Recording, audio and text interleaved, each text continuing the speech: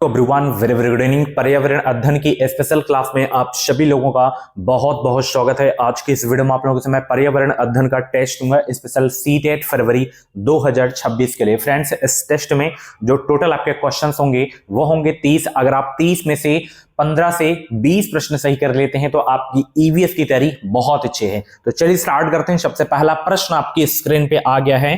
वाष्पन के कारण शीतलन की प्रक्रिया तब धीमी होती है जब वायुमंडल में जल के खुले पृष्ठ का क्षेत्रफल बढ़ता है और वायु के बहने की चाल अधिक होती है, या बढ़ता है और वायु के बहने की चाल कम होती है, या घटता है और वायु के बहने की चाल कम होती है, या घटता है और वायु के बहने की चाल कम होती है।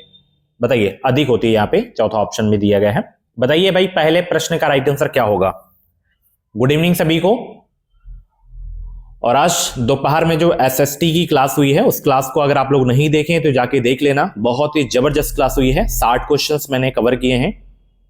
चलिए, तो यहां पे तीसरा ऑप्शन बिल्कुल करेक्ट होगा, घटता है और वायु के बहने की चाल कम होती है। तीसरा ऑप्शन बिल्कुल करेक्ट हो जाएगा, ठीक है ना। चलिए, अगला प्रश्न यहां पे देख सकते हैं, निम्नलिखित में से कौन सा डिजाइन सौराष्ट्र गुजरात में रंगोली और कढ़ाई के लिए प्रयोग किया जाता है। चौक, पूर्णा, नाग, गम्फन, मंदाना या आरीपन। बताइए सब लोग, करेक्ट आंसर क्या होगा। निम्नलिखित में से कौन सा डिजाइन सौराष्ट्र गुजरात में रंगोली और कढ़ाई के लिए प्रयोग किया जाता है।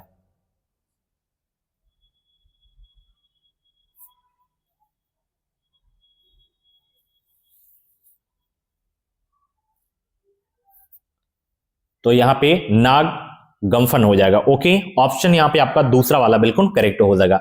अगला प्रश्न यहां पे देख सकते हैं, खाद के विषय में निम्नलिखित में से कौन सा विकल्प यहां पे सत्य है। बताइए सब लोग, खाद के विषय में 4 विकल्प यहां पे दिए गए हैं, बताना है यहां पे खाद के विषय में कौन सा विकल्प सही है। यह मृदा की जल धारण क्षमता में वृद्धि करता है, यह गैसों का विनिमय रोकने के लिए मृदा को अरंधरी बनाता है, यह मित्र जीवाणुओं की संख्या में वृद्धि करता है, यह मृदा की संरचना को बेहतर बनाता है। बताइए करेक्ट आंसर क्या होगा। खाद के विषय में निम्नलिखित में से कौन सा विकल्प यहां पे सत्य है।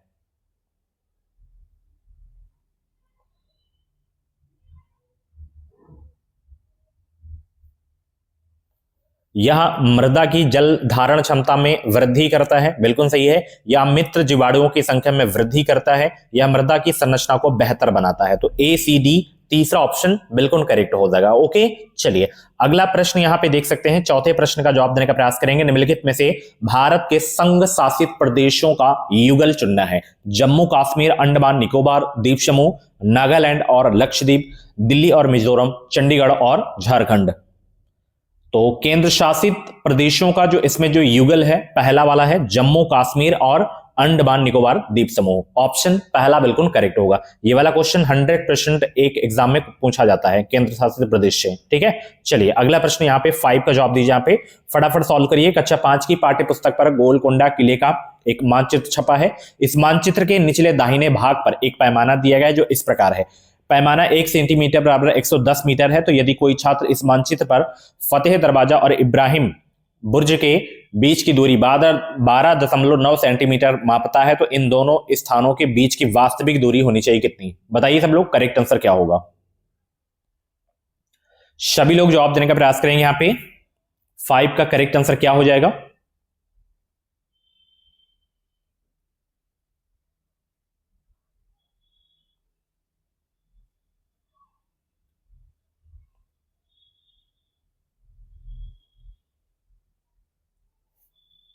यहां पे बीच की दूरी दी गई है 12.9 सेंटीमीटर और यहां पे 1 सेंटीमीटर बराबर कितना दिया गया है, 110 मीटर। बस यहां पे मल्टीप्लाई आपको कर देना है, 1419 मीटर आ जाएगा। ओके, अब यहां पे पॉइंट लगा देंगे, 1.419 आ जाएगा। तो यहां पे दूसरा ऑप्शन बिल्कुल आपका करेक्ट हो जाएगा, ठीक है ना। चलिए अगला प्रश्न यहां पे देख सकते हैं, माउंट एवरेस्ट की चोटी की जो है समुद्र तल से ऊंचाई कितनी है। बताइए कितनी है।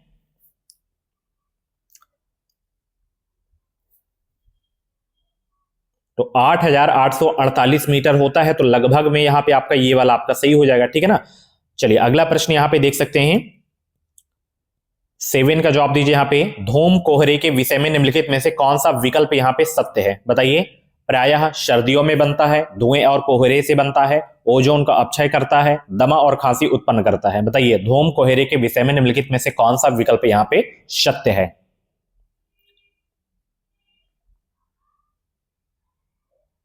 सभी लोग जवाब देने का प्रयास करेंगे। यहां पे 7 का करेक्ट आंसर क्या होगा?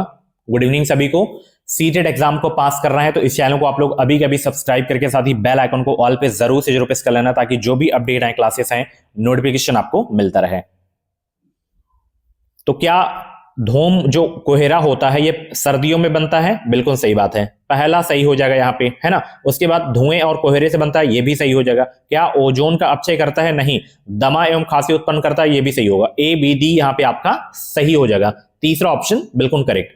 अगला प्रश्न यहाँ पे देख सकते हैं, 8 का जवाब देने का प्रयास करेंगे। भारत की राजधानी की स्थिति के सापेक्ष जयपुर राजस्थान की राजधानी है और देहरादून उत्तराखंड की राजधानी है, कि दिशाएं क्रमशः क्या होंगी, ये आपको बताना है।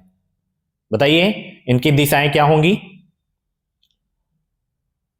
सभी लोग जवाब दीजिए, इसका करेक्ट आंसर क्या होगा?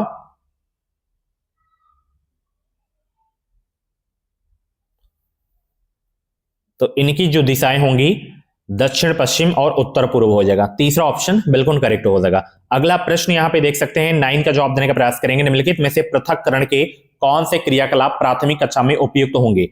वाष्पीकरण, फटकाना, या चुंबकीय पृथक्करण, या प्रभाजी आसवन? सभी लोग जवाब दीजिए, इसका करेक्ट आंसर क्या होगा? निम्नलिखित में से पृथक्करण के कौन से क्रियाकलाप प्राथमिक कक्षा में उपयुक्त होंगे? तो यहां पे वाष्पीकरण भी होगा, फटकना भी हो जाएगा, ठीक है। साथ ही यहां पे आपका जो है चुंबकीय पृथक्करण भी होगा। ए बी सी यहां पे आपका बिल्कुल करेक्ट हो जाएगा। ओके चलिए अगला प्रश्न यहां पे देख सकते हैं, 10 का जवाब देने का प्रयास करेंगे। निम्नलिखित में से कौन से वाद्य यंत्रों का प्रयोग बीन मंडली में होता है? बीन, मुरली, सारंगी तथा ढोल, मुरली, तुम्बा, बीन तथा खंजरी, तुम्बा, बीन, खंजरी तथा ढोल, बीन, सारंगी, मुरली तथा खंजरी। बताइए निम्नलिखित में से कौन से वाद्य यंत्रों का प्रयोग बीन मंडली में होता है?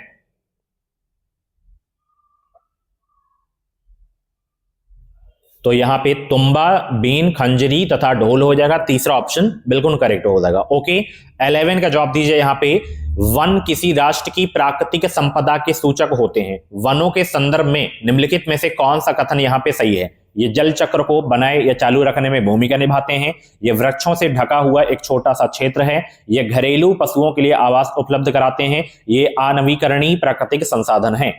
बताइए सब लोग करेक्ट आंसर क्या होगा?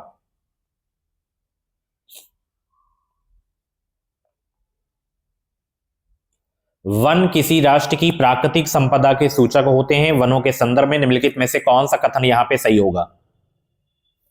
ये जल चक्र को बनाए या चालू रखने में भूमिका निभाते हैं, तो पहला ऑप्शन बिल्कुल करेक्ट होगा। ओके अगला प्रश्न यहां पे 12 का जवाब दीजिए। निम्नलिखित में से सही कथन कौन सा है? बताइए। केरल का तट अरब सागर पर तथा कर्नाटक का तट बंगाल की खाड़ी पर है। कर्नाटक का तट अरब सागर पर तथा केरल का तट बंगाल की खाड़ी पर है। केरल और कर्नाटक दोनों के तट बंगाल की खाड़ी पर हैं। केरल और कर्नाटक दोनों के तट अरब सागर पर हैं। बहुत ही अच्छा प्रश्न है, जवाब देने का प्रयास करेंगे। Good evening. वीडियो की लाइक की संख्या बहुत ही कम है, फटाफट आप सभी लोग वीडियो को लाइक कर दीजिए, शेयर भी कर दीजिए। तो यहाँ पे चौथा बिल्कुल करेक्ट होगा, केरल और कर्नाटक दोनों के तट अरब सागर पर हैं, ठीक है, ये बिल्कुल सही हो जाएगा। अगला प्रश्न यहाँ पे देख सकते हैं 13 का जवाब दीजिए। यहाँ पे ऊंचा, शुष्क और चपटा क्षेत्र जिसे ठंडा रेगिस्तान कहते हैं, हमारे देश का वह भाग है जिसका नाम है शिमला, शिलांग, श्रीनगर, लेह। कौन सा होगा बताइए सब लोग। बहुत ही इंपॉर्टेंट क्वेश्चन है आपके एग्जाम के लिए। तो यहां पे ले हो जाएगा, ऑप्शन चौथा बिल्कुल करेक्ट हो जाएगा, ठीक है। चलिए नेक्स्ट क्वेश्चन यहां पे 14 का जवाब दीजिए। वह तिथि जिस दिन बछेंद्री पाल ने माउंट एवरेस्ट की चोटी पर कदम रखा और भारतीय जो ध्वज है उसको गाड़ा था, कौन सी तिथि है यहां पे बताइए।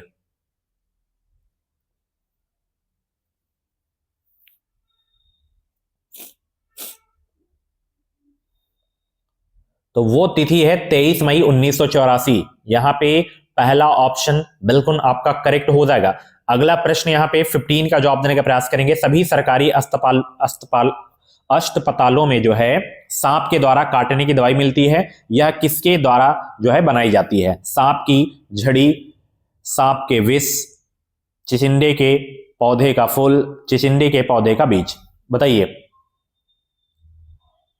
सभी सरकारी अस्पतालों में सांप के द्वारा काटने की दवाई मिलती है, यह किससे बनाई जाती है? तो यह सांप के विष यानी कि जहर से ही बनाई जाती है। तो दूसरा ऑप्शन बिल्कुल आपका करेक्ट हो जाएगा। ओके, नेक्स्ट क्वेश्चन यहां पे देख सकते हैं भाई 16। पर्यावरण अध्ययन की पाठ्य पुस्तकों में मेंडल के प्रयोगों को शामिल किया गया है, इसका कारण क्या है? बताइए। वैज्ञानिक पड़ताल के चरणों की ओर छात्रों का ध्यान आकर्षित करना, या छात्रों को सिखाना कि गुण एक पीढ़ी से दूसरे को जो है संचरित किए जाते हैं, या छात्रों का ध्यान आकर्षित करना कि जैसे कैसे जो है गुण उत्तरोत्तर पीढ़ियों द्वारा वंशगत होते हैं, या अपने तथा अपने अभिभावकों एवं रिश्तेदारों के बीच समानताएं खोजने में छात्रों की सहायता करना। बहुत इंपॉर्टेंट क्वेश्चन आपके एग्जाम के लिए।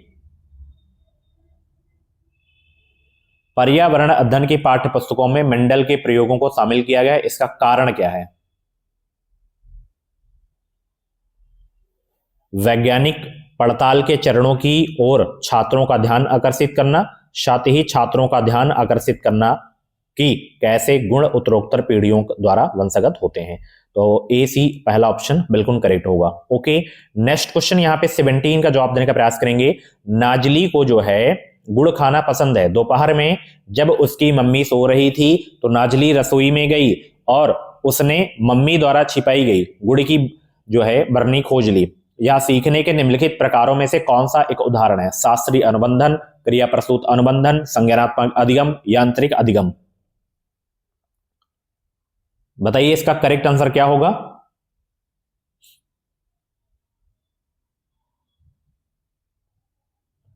तो यहां पे क्रिया प्रसूत अनुबंधन हो जाएगा और यांत्रिक अधिगम हो जाएगा। बी डी ऑप्शन तीसरा बिल्कुल करेक्ट हो जाएगा। ओके, नेक्स्ट क्वेश्चन यहां पे 18 का जवाब दीजिए। यहां पे निम्नलिखित में से कौन से कथन सतत और समग्र मूल्यांकन अवधारणा के सतत पद से संबंधित है?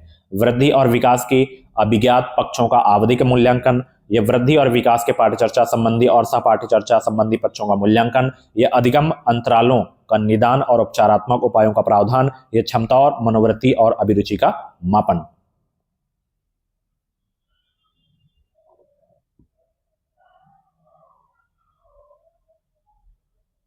बताइए इसका करेक्ट आंसर क्या होगा?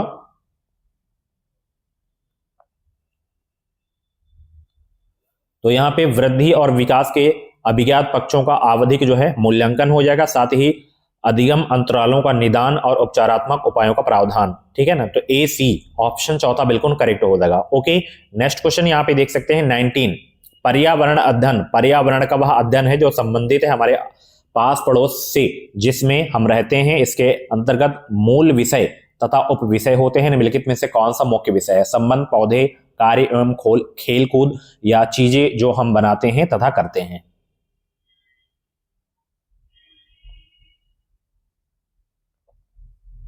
तो यहां पे चीजें जो हम बनाते हैं तथा करते हैं, यही ऑप्शन आपका बिल्कुल करेक्ट होगा, चौथा ऑप्शन। ठीक है ना। अगला प्रश्न यहां पे देख सकते हैं 20। पर्यावरण अध्ययन की पाठ्यपुस्तक में एक पाठ लोगों के विस्थापन पर है जिसका शीर्षक है हमारे लिए कोई स्थान नहीं। यह बच्चों को जानकर और संवेदनशील बनाने के लिए उद्देशित है। क्या होगा? बताइए सब लोग करेक्ट आंसर।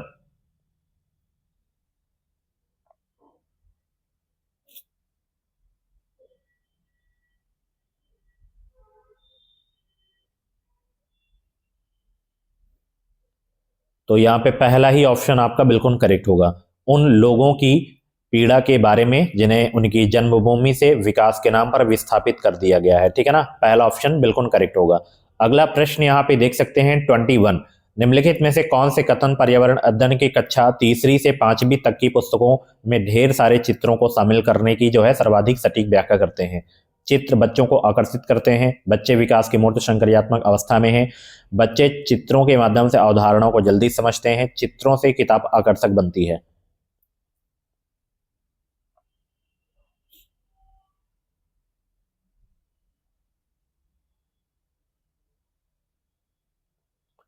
तो यहां पे केवल बी और सी आपका सही होगा। ठीक है ना, ऑप्शन दूसरा आपका बिल्कुल करेक्ट हो जाएगा। अगला प्रश्न यहां पे देख सकते हैं 22। एक अध्यापक के लिए बीज का अंकुरण का विषय पढ़ाने के लिए प्रभावी तरीका होगा क्या? बताइए सब लोग। प्रभावी तरीका कौन सा होगा इसमें बीज अंकुरण का विषय पढ़ाने के लिए? विद्यार्थियों के एक सजीवक वीडियो देखने के लिए कहना जिसमें साबुत मूंग के बीजों का अंकुरण दिखाया गया हो, या मूंग के बीजों का अंकुरण का चार्ट बनाना, विद्यार्थियों से मूंग के बीजों का अंकुरण करने के लिए कहना तथा अपने अवलोकन रिकॉर्ड करने को कहना, या मूंग के बीजों के अंकुरण का मॉडल दिखाना। तो यहाँ पे तीसरा वाला सही हो जाएगा, ठीक है ना। चलिए अगला प्रश्न यहाँ पे देख सकते हैं 23, राष्ट्रीय पाठ्य चर्चा की रूपरेखा यानी कि एनसीएफ 2005 इस बात पर जोर देती है कि पर्यावरण अध्ययन की शिक्षा होनी चाहिए। कैसी? बताइए, किसके माध्यम से होनी चाहिए, किसके द्वारा होनी चाहिए, बताइए सब लोग।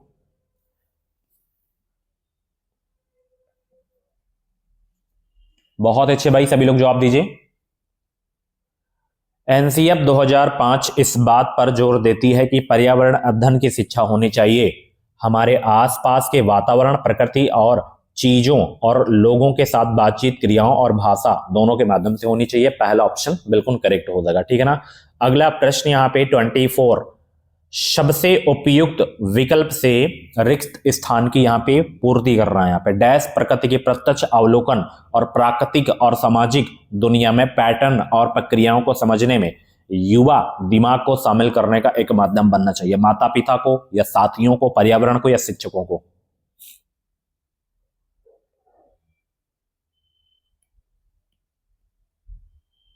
तो यहाँ पे पर्यावरण हो जाएगा, ऑप्शन तीसरा आपका बिल्कुल करेक्ट हो जाएगा, ठीक है ना। अगला प्रश्न यहाँ पे देख सकते हैं 25, यहाँ पे देख सकते हैं, इस साल स्कूल के बगीचे से खूब सारे आम इकट्ठा हुए। जूले ने पर्यावरण अध्ययन कक्षा 5 के पाठ खाएं आम 12 ही महीने पढ़ाने के लिए इन आमों का उपयोग करने के बारे में सोचा। इस पाठ को पढ़ाने के लिए सर्वाधिक उपयुक्त तरीका कौन सा होगा? बताइए।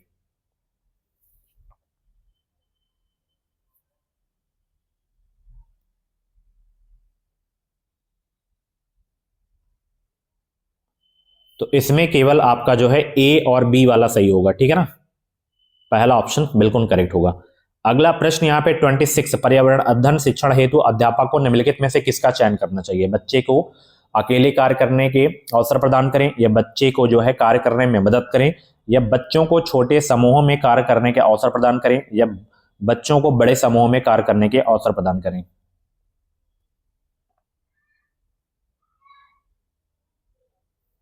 तो तीसरा बिल्कुल सही होगा, बच्चों को छोटे समूहों में कार्य करने के अवसर प्रदान करें, ठीक है।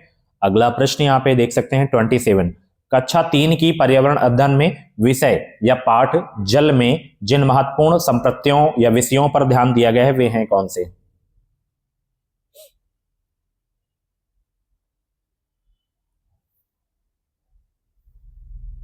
तो यहाँ पे दूसरा ऑप्शन बिल्कुल करेक्ट होगा, ठीक है ना।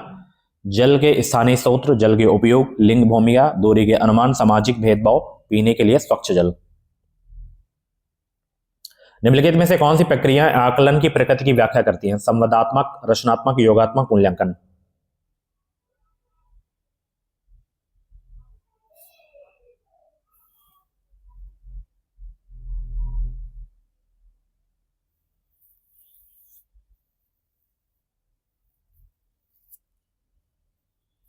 तो इसमें आपका जो है ए बी सी आपका सही हो जाएगा, ठीक है। चलिए कक्षा 5 के विद्यार्थियों के लिए वंशानुक्रम या आनुवंशिकता का एक अमूर्त प्रत्यय है। एक पर्यावरण अध्ययन की शिक्षिका हीना अपने विद्यार्थियों में आनुवंशिकता की समझ पैदा करने के लिए किसका आयोजन करेंगे? हाथों से क्रियाकलाप, भूमिका निभाना, अन्वेषणात्मक क्रियाकलाप, उदाहरणों का विश्लेषण। तो उदाहरणों का जो है विश्लेषण हो जाएगा, चौथा ऑप्शन बिल्कुल करेक्ट होगा। लास्ट क्वेश्चन यहाँ पे देख सकते हैं, निम्नलिखित में से जो है प्राथमिक स्तर पर पर्यावरण अध्ययन की पाठ्यचर्चा की विशेषताओं की पहचान करिए। समावेशित, संदर्भ सहित, अनुभवात्मक, वैश्विक से स्थानीय। तो यहाँ पे विषय केंद्रित को छोड़कर सब सही हो जाएंगे, एबीसी, ठीक है। तो ये थी आज ईवीएस की क्लास। कैसी रही क्लास? कमेंट बॉक्स में फीडबैक जरूर देना। जितने भी प्रश्न आपके सही हुए हों कमेंट बॉक्स में अपना रियल स्कोर जरूर बताना। Thank you so much.